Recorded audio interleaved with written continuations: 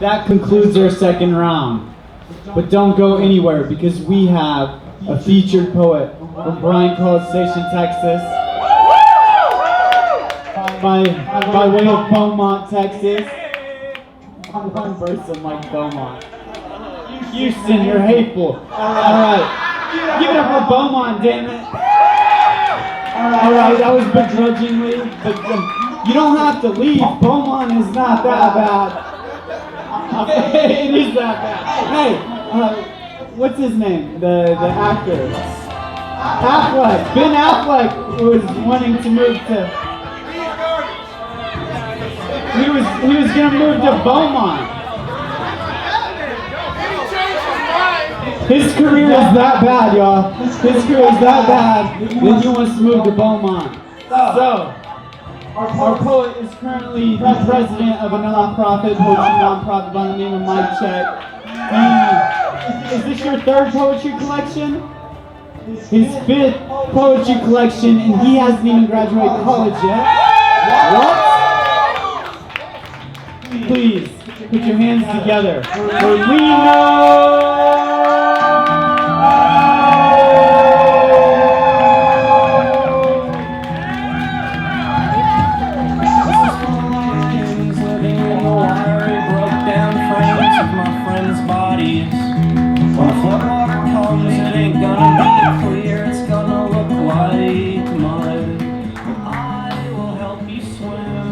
Hey everybody, it's good to be here. Thanks for being here.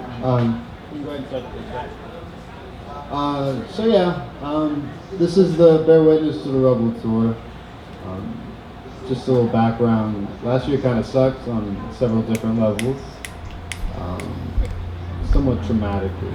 But so I put this set together as kind of a cathartic thing, a therapeutic thing for me, and I've just been doing it in a bunch of different cities, just going over and over again until I get it right, because I believe the first step to fixing things is looking at it, and so that's why it's called the Bear Witness to the Rebel tour. So yeah, what we're going to do is we're going to look at it. I'd invite you guys to look at it with me. I'd really appreciate the help. It is not easy. So yeah, if you guys don't mind joining me on this journey, we'll have a good time. But first, I'd like to start with a magic trick, if that's okay. Is that cool? Yeah. Awesome. Okay. I dabble in a little bit of magic. Yeah. So yeah. So the first trick. So first, watch me take a. Okay, hold on. Sorry. Watch me take a.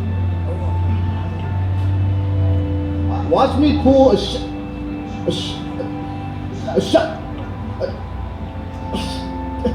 shotgun shell from behind my ear. Now ask me how I got it there. I'll tell you, I sent it straight through my forehead.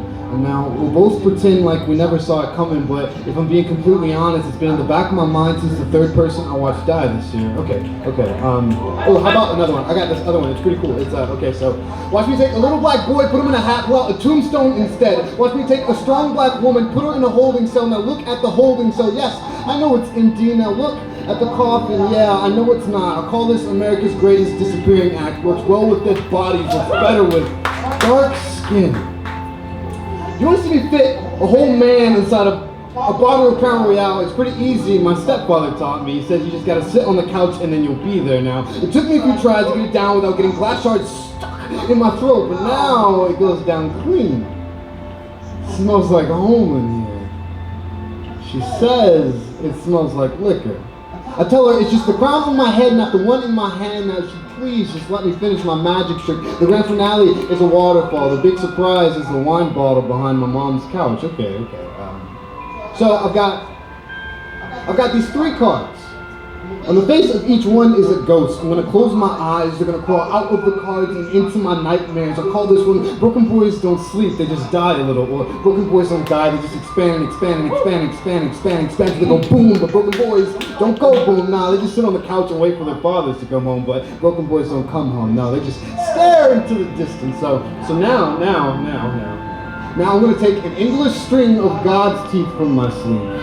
One for every prayer that I sent, and one for every time I thought against it. And then I'm going to wrap them around my wrist like handcuffs. And then I'm going to jump into the river, but then I'm going to remember that I'm not an escape artist, y'all. I'm just a magician, so I can make my problems look invisible, but I cannot keep them from drowning me. In my right hand is my heart, in my left is my spine. I'm going to put my fists behind my back, make them disappear and reappear in her hands, but she's got to disappear in act of her own, like every good magician should. So for my final trick, watch me fear death more than anything. Now watch me think about it every day.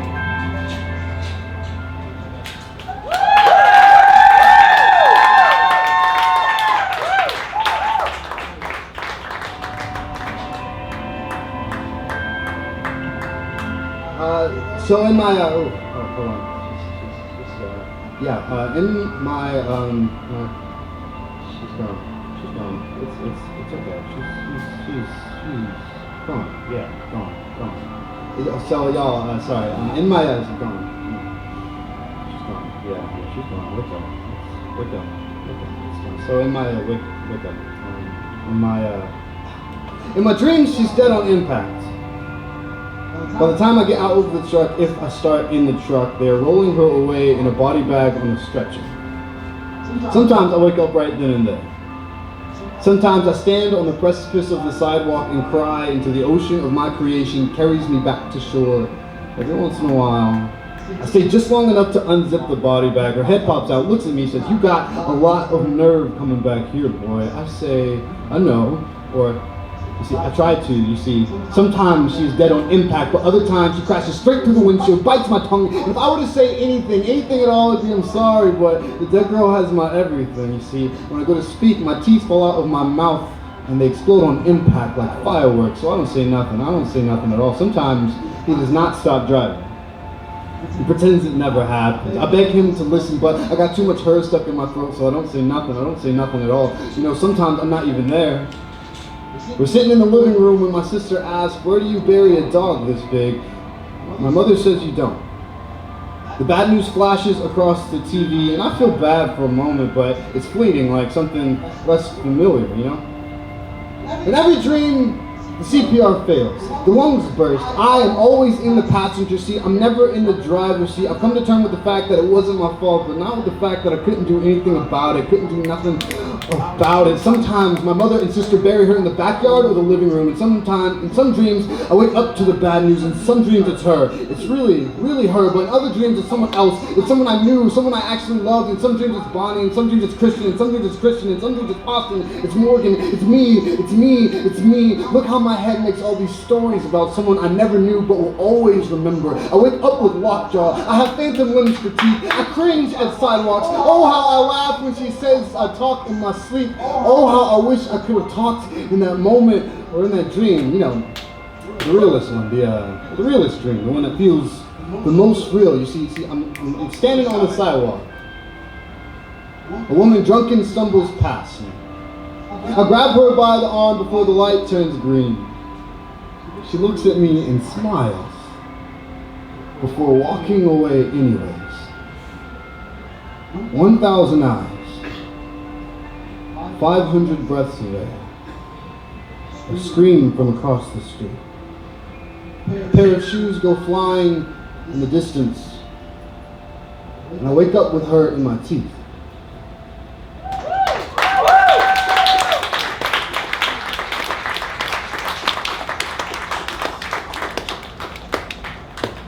Cool, we did it. That's like as sad as it gets.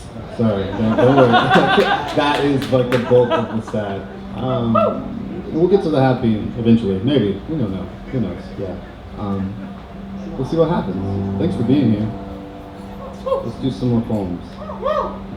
So yeah, I am the October rain, singing. Every drop is in I love you. They fall, and upon contact, they echo and echo and echo and echo and echo and echo and echo and echo and echo and echo and echo and echo and echo and echo and echo and echo and echo until they touch everything. And it turns from a word into a breeze. It blows past your hair. There's a mountain range of goosebumps along your neck. It kisses your cheek in passing, and you might not have noticed. Perhaps you never did. It's okay. You see, I used to love so loud that mountain ranges felt like goosebumps. It was a swarm of butterflies that would flow past my teeth on their way to my stomach so I could spit them out for you, darling. I speak the Queen's English when I say that I love you. They are the only royal words that I know. They float from my mouth like butterflies and they land in your hair, and there's something so regal about it. You know, I used to love October. How the trees would grow old and the year would grow tired, but everybody still found it very beautiful. I couldn't help but relate. But eventually the October rain starts to fall different in the sense that it stops growing beautiful things and just starts crying about how everything is beginning to die. And all of a sudden I am a winter wind howling, begging for someone to believe that something beautiful used to grow here. I promise that it did. You don't look like you believe me. I don't sound like I'm telling the truth, huh? But I promise that I am. You see, I used to love so loud that mountain ranges felt small in my mouth, but now when I go looking for those butterflies, all I can find is dark and dust and heavy dead bees, dried honey, dead daisies, wilting soil. Too cold and too dry to grow anything beautiful, so it just feels dirty. I just feel dirty, you know. I used to hold love in my hand and feel guilty about it, like I stole it, like I snatched it right out of the sky like a butterfly, and I know if you touch a butterfly, its wings will break if you are not gentle enough. I have never been gentle enough. These hands, too cold and too dry to hold anything beautiful, so they just feel dirty. I just feel dirty. I just feel dirty. I used to have wings. I used to fly everywhere I go, but someone came along and they were not gentle enough. So I lost them. I know not where they are. And I know not the way home, so if you could please just take me home. You know, just take me there. I'll follow right behind. I'll fly if I have to. But just take me home. And if you take me home, sit by the windowsill. I have something to show you. You can hear it. The tapping at the window. It's me, the October rain. I am the October rain. That is to say, I used to be a flood or a waterfall. That is to say that everything leads back to the ocean. And that is to say that my love, my Atlanta, all my love leads back to you. Can you hear it? The bees humming, the butterfly wings, the daisies growing everywhere. Birds are singing from the bones of dead trees. How beautiful it is to grow old with this love. And I can't help but relate, so I sing along because I am the October rain singing every drop. Isn't I love you so I love you, I love you, I love you, I love you, I love you, I love you, I love you, I love you, I love you, I love you, I love you, I love you, I love you, I love you, I love you, I love you, I love you, I love you, I love you. I love you because I am the October rain singing, and I hope you can hear it. I hope you go outside and you dance and you sing along. Thanks, y'all.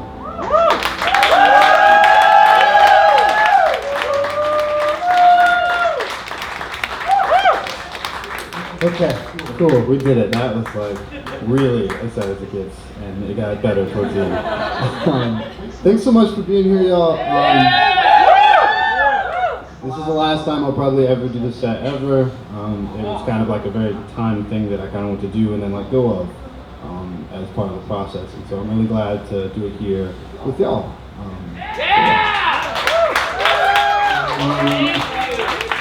I do have a book.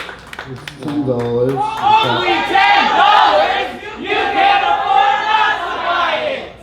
I can't afford for you not to buy it? Sweet. Cool.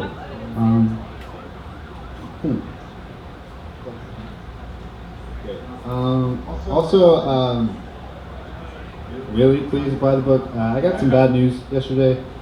So, very casually, my mother's house caught on fire and like burned down.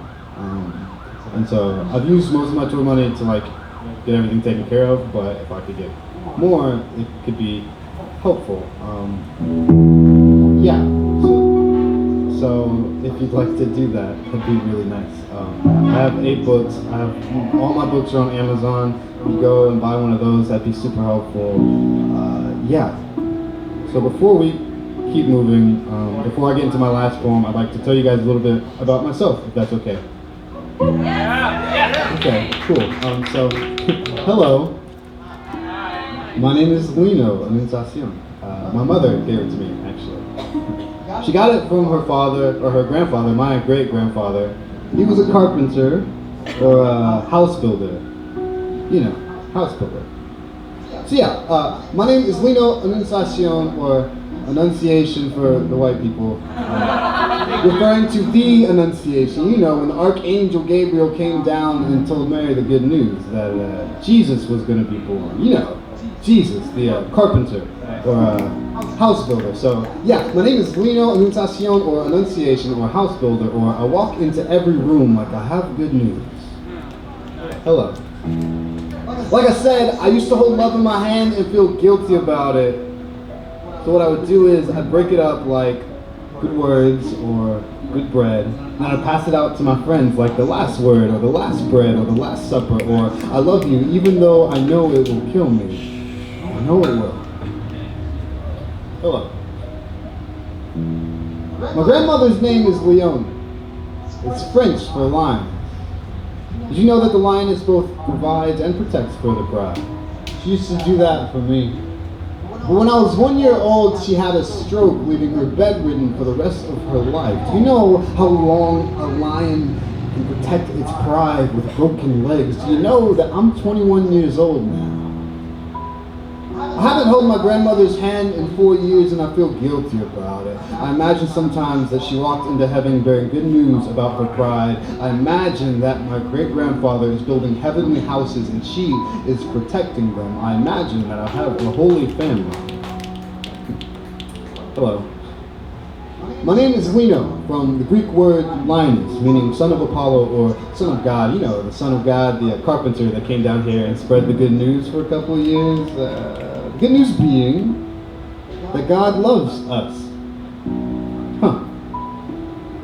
But one time I loved somebody so much I tried to steal them the sun and I burnt my hands and a whole city caught on fire, or she did or I did. But anyways, now I just cringe at anybody's touch, and black holes shake the universe every time a star is born anyways, or black holes are just what remains after doing the wrong thing for love, or this whole galaxy is just the result of God doing the wrong thing for love, or loving the wrong thing, or loving us, or do you think he held his son's hand and felt guilty about it? Did you ever visit him before he died? What about the second time? Hello, my name is Lino, or good son, or God's son, or goodbye, gotta go, or good news, or God knew. Yeah. God knew that when he delivered the good news, we'd feel guilty about it. And the good news is, someone's always going to love you more than you deserve. So I see God in myself. I feel pride for my family. They have built me like the best, most holy house. They have always loved me more than I deserve. And when I can't swallow my pride and live for myself, I'll do it for them. Thanks, y'all.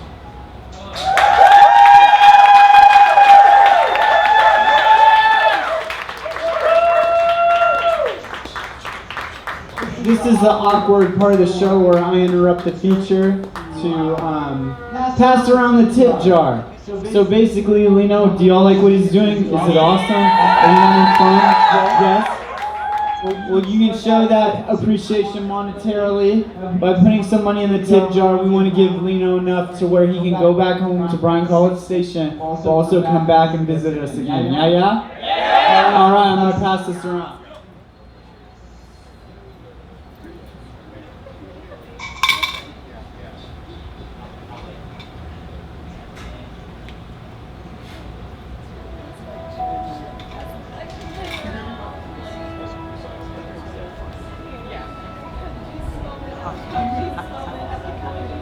So today we leave this town called Sadness. We do. We walk right out of it. By the time the remains break the horizons, we build a new city. We call it hope. We bend the streets in the shape of our name. We name every street after everyone we love. We love every person that walks through the front door. The welcome sign reads, "Hello! Welcome to Hope City." We built this one because the last one really sucks. In tiny little letters it reads, "Survival ends here." So that living can finally begin today. We stop the bleeding. We no longer ignore the flesh wounds or the family members or the family wounds or the flesh members. We build a new house and we move into it. And the welcome mat reads, "It's okay to love yourself. It's okay to let someone love you until you learn how to. It's okay to love them back in the meantime." So we move in together and the welcome mat reads, "It's okay. They could probably do the laundry more often, the dirty socks really smell, but it's okay." Now I know that's hard to believe. I know that yesterday is a map leading back to the places you promised you'd never go back to. It's covered in it's only downhill from here, huh? It's not. But I know that yesterday is a riot shield that you always ran into. Head first, bloody knuckle second, finger on the trigger, and the barrel always reading, "Is this the only way home?" It's not. But I know that yesterday the skeleton closet that haunts you for signs is filled to the brim with bone and flesh, all of which belong to you. Just the bone and flesh that you carved from yourself, just the you that you carved from yourself, and you're afraid you're never going to get it back. Yourself, that is. But there's a reason the bones keep rebuilding. A reason the scars always come back brand new. Scars were never a sign of tragedy, y'all. They were always a sign of healing. Always a sign of rest. Even when the mind has abandoned all hope, the body demands to exist. And you, and you, and you, and you, and you, and y'all back there, and you over here, and yeah, me too. We just happen to be our mind and our body. So even when we've given up, we really haven't. So today is a notebook that you always run into. Head first, heart second, finger on the pencil. The first page reads, "If I can't write it out of me, I'll just try again." Today is a blank page, a sunrise, the exact sign you've always been looking for, but were too afraid to read. The one thing you needed to get out of bed this morning. Just enough. Just enough. The little bit more today. We get our warmth back. Our darkest days have failed to kill us. And thus we shine brighter, like the sun, barely escaping a black hole. It's still shining over everything. Thanks, y'all.